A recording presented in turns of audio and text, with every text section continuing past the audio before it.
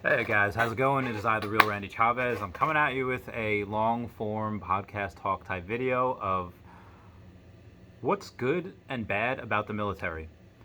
I think these could be two separate videos, so I'll just see where it goes. So, the good thing, there's many good things about it, and one of which is that if you're poor, you can go into the military, learn a skill, and you don't have to pay anything. Like, they will train you. They will spend, depending on your job, maybe, 100 grand to like $1 million training you. Again, depending on your job. And a very specific set of skills. Some can be, especially if you're, combat, like Navy SEAL, like whatever. Like, you can go, and if you're in really good shape and you're a badass and you don't quit and you have, iron willpower, yeah, they will spend hundreds of thousands of dollars, if not over $1 million training you. Now, you can be, you can go into food services. You can be a cook. I have a couple of friends that went in there and they cook, and you could be a cook inside the wire, just making egg sandwiches or eggs, or you could be security forces out like dodging bullets. Those two jobs, if you join at the same time, sign up for the same amount of years, will get paid the same. You could be chilling, listening to music, eggs, or you'd be like, pew, pew, pew, pew, and yeah, you will get paid the same because your rank is the same. Is that fair? I don't know. You could be finance and work like 4 days a week, 3 days a week because they're never there, and you'll get paid the same as well. I freaking hate those guys. Sorry. One team, we got one fight. Yeah, I get it. But that's something that you can, like, if you can go in, you can be poor. You could leave and most likely still be poor. But you could leave and you could coupon. You could save your money. You could get married, which I'm not saying to do, but a lot of people do, because if you live on base, you get like a salary, which is peanuts. It's nothing. But if you get something stateside called basic allowance for housing. Basic allowance for housing is supposed to be like, depending on where you are, it could change. If you're in New Jersey, like I was, up to like an E3, you're getting like E3 for maybe like $1,200 a month, for housing, because New Jersey's a little bit more expensive than somewhere like Louisiana or Kansas, so you get more money because housing's more expensive. Now, if you live on base, you can live on base for free. Living on base, you don't pay a dime, but you also don't make any money either. That $1,200 is taken right out of your check. Now, you could, and that's in the barracks. Like in the barracks, like you're living with like 3 other dudes, and it's like in your room, and it's okay. You have fun. You have fun. You have a lot of fun, but oh my God, those good times. Sorry, good times. But you could get married and move off base. And off base, if you're married, you don't get $1,200, you get like $1,500 or $1,600 a month. And they don't tell you where to live. They don't, like, if you're on base, they tell you how to live. They tell you, like, they come and do like room inspections, make sure there's no drug paraphernalia or anything like that's not supposed to be going on. But if you move off base, you could live in a shithole. And if you're only paying $600 a month to live there, and you're making $1,500 a month, you pocket that extra money. Like that is gives yourself such a raise. So a lot of people do it for the money. It's just one of the benefits that you get as a military member. Now, not every base has that, especially stateside, or I'm sorry, especially overseas. Overseas doesn't have that at all. Whatever you get, it's just taken away. Like if you don't use that, then that's it.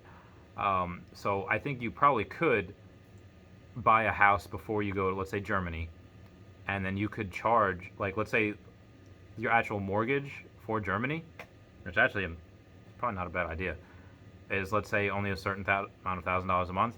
Those people like outside, when you're in Germany, you're going to want to get the most expensive place that you can, because the military will pay for it. The military, like, you're not getting that money whether you live in a 1-bedroom or 3-bedroom house or apartment, whatever. Like, you don't get any extra money. So you want the big place that you can get. And what happens is, like, the person, so it doesn't matter what the person charges for rent, because the military is going to pay them. So if you wanted, which I'm thinking about now, you can buy a house in Germany, rent out to a bunch of military, and be Oprah rich in like a year. It is very difficult to buy a house when you're in the military, because this happens to so many of my friends. They get married, they buy a house, and then they PCS, a permanent change of station, a few months later, a year later. And then they have to worry about trying to rent out the house, and it's a lot of stress, especially have kids into it. It's a lot. So anyway, moving on past the back to where I was, you can go to a good school, and once you get out of the military, I mean a good training school, get out of the military, you could take that, what you know, and get a job, and now all of a sudden you're not like this poor kid from the streets that has no skills. You have a skill, you have military experience.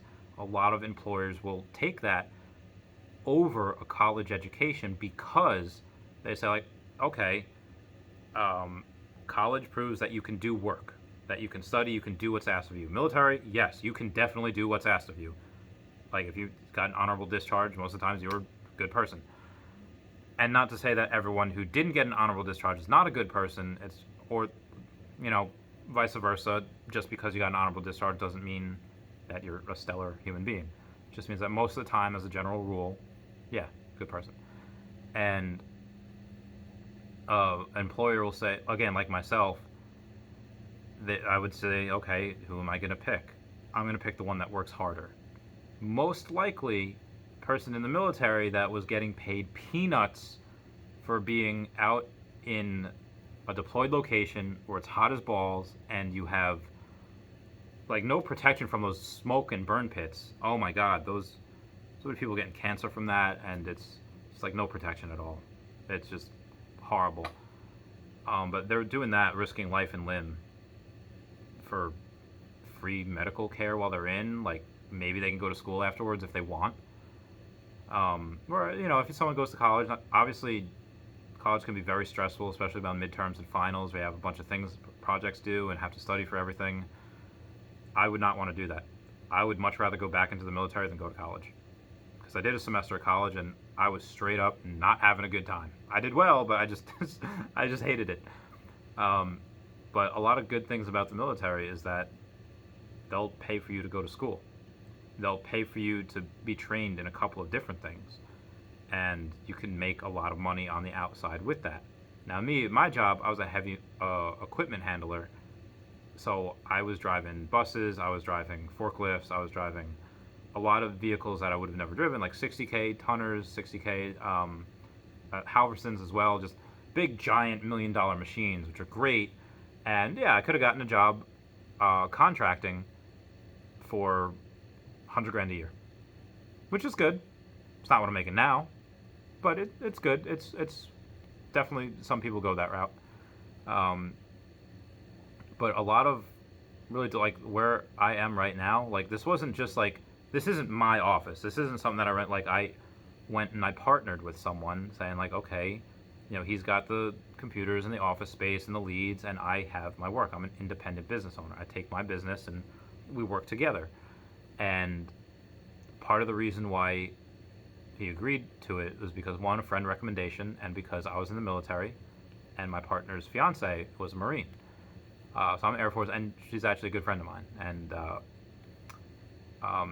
as far as friends go, I'm not going to sit here and tell you and say that, the people that you serve with and deploy with are going to be so much better friends, than your friends at home.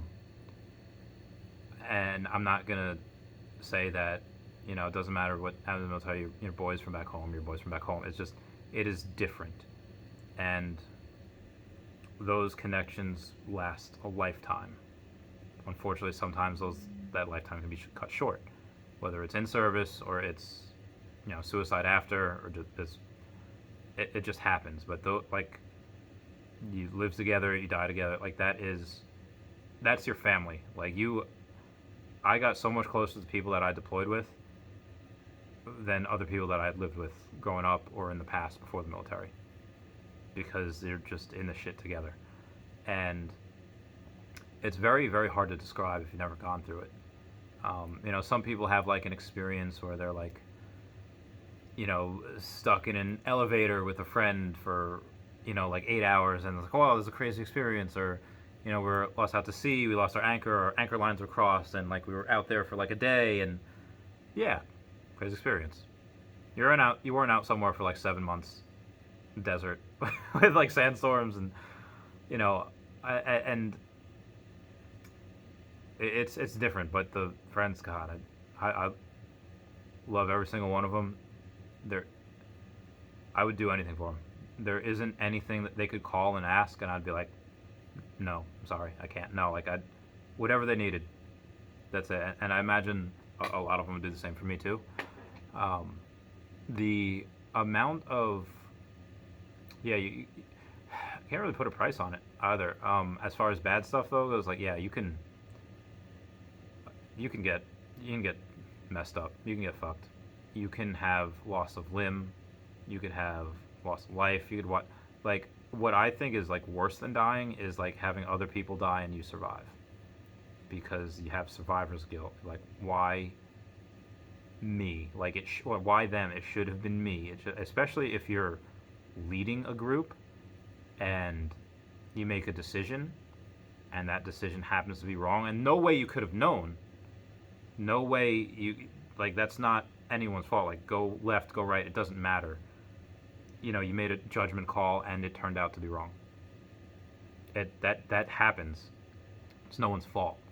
Um, Now you could have a job where like not every job like very few jobs in military combat. I was not in that position. I was not on the front lines or anything. I was not, pew pew shooting at people.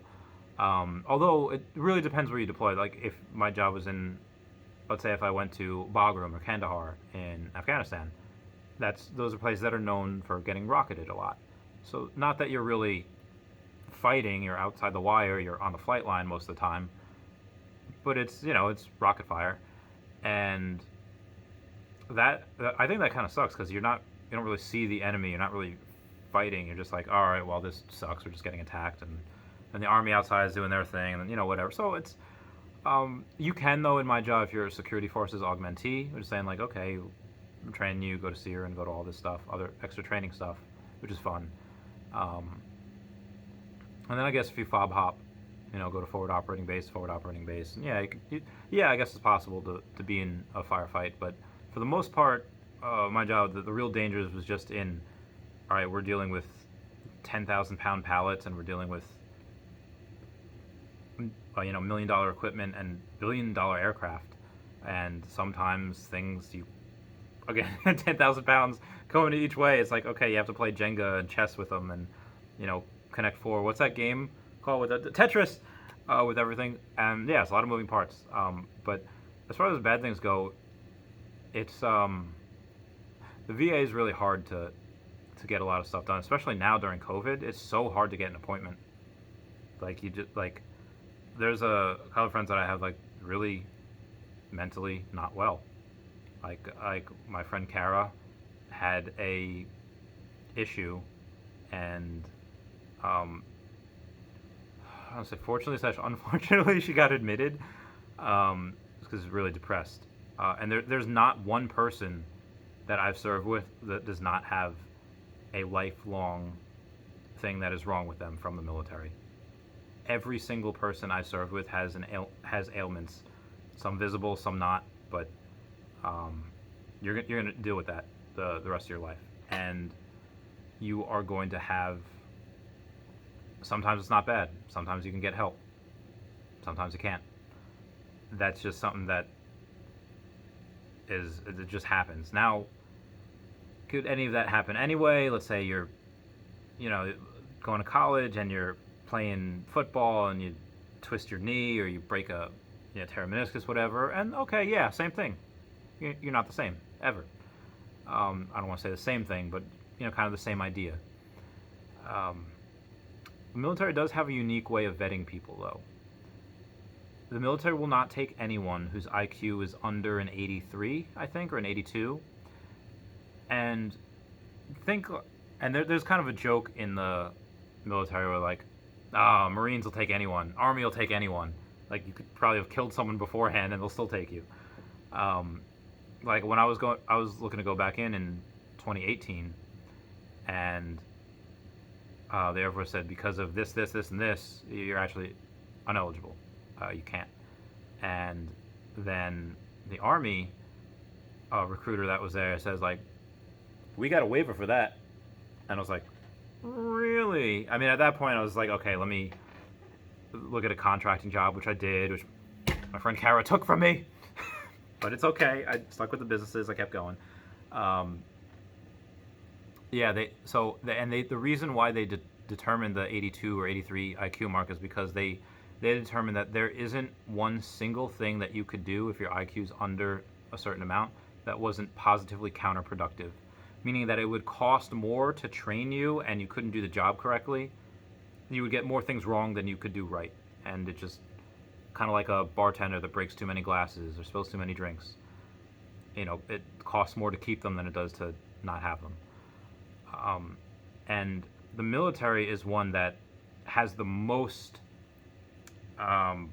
reason to take as many people as possible, especially during times of war. We've been at war my whole adult life and even beyond that, because they want to get as many qualified people into those positions as possible. So they have real reason to want to get as many people as they can, but they can't because I think 10% of America just doesn't have that IQ. It's harder to get into the military than it is to get into college, because college you could be a fat, obese person with a bunch of physical ailments, or even just fat, and you'll get accepted by the college. Military, though, you could be incredibly intelligent. If you're not in shape, or the shape that the military wants you to be in, you won't do it. If you have some physical ailments, they won't do it. Yeah, and then this is for normal military. This is like normal, like, again, heavy equipment handler, driving vehicles, tying down vehicles is fun, but I'm not even talking about like elite squadrons like Secret Squirrels, Navy SEALs, like just, I'm not talking about Green Berets, like those guys that are, you have to be the best of the best, 1% of 1%, and the teams that I had, and when I say worked with, I don't mean that I was right there with them. I mean, I guess it wasn't a sense, but not like with them going on those types of missions. My mission was really just getting them to the aircraft where they needed to go, and saying, okay, all right, now let's go on the bus, and then I'll just driving them around. Those teams used to be like teams of 12 people. Now they're teams of like 8 or 9 people, and they have to do the same job. They just have to do it with less people, and that is something that if you're a young person in America and you want to do that, go be a rock star. Go do that. They need you. They need you. If I was 10 years younger, I can't believe I just said that. If I was 10 years younger, I didn't have any of this, I would do that. I would opt to do that because they need it. But good stuff, some best friends for life. Bad stuff is not the same. You go out, when you go in, then you come out, you are not the same person. A lot of it for good, because you grow up there. Or you change. Some bad because, yeah, there's some things that the military will do to you, and it's not the same. But anyway, I guess that's my video of military good and bad reasons. A lot of my friends that have gotten out, though, I'm going to say about 60% are successful. Like, they are doing well. Like, and I mean, like, when I say successful, I mean, like, they're doing, maybe, like, 10-15% are doing, like, you're doing well. When I say successful, I mean, like, okay, they have a job, they have a family, they're happy, they're not making, like, millions of dollars, but they are successful because they're happy and have all their limbs, and even ones that don't have all their limbs, you can still be happy, it'll still be great. They still go shoot, it's still fun. And maybe the other 40%, they're a couple are struggling, and then a couple just, I mean, one, not everyone makes it, but, some people that they have a lot, some mental health issues, and they can't get work because of the mental health issues, and the VA won't see them, and they're really in a rough spot. So I mean, I'm not here to tell you that, like, you know, taught me how to be an American, Captain America. Like, no, like it kind of does, and you do kind of feel a responsibility of, okay, no, I'm a veteran, I'm representing my country, and I should act in a certain way. That's at least how I feel sometimes. There are some people that are just like, I serve my country, give me another drink, because a lot of us are alcoholics. I am not making a good case for the military, I'm sorry. But it's fun. You do the work, and there's a lot of times where I had that good feeling of I did something today. More often than not, that I had that feeling. I mean, I have that now because I give money to other business owners and I try to help make America great again. And, trying to tell people, like, this is what you can buy. Pokemon cards, they'll make you money. Stocks, making money. I want to help. So I do get that now, but yeah, military is one of the best jobs I ever had. Would not trade it for anything. I'd go back. And technically, they can still call me back until December 19th, 2020. A few more months. Anyway, guys, I love you. That's my video. Ask any questions, start a dialogue, conversation. Please comment, like, and subscribe. Comments are good for the YouTube algorithm. I love you all. All right? Meow, meow.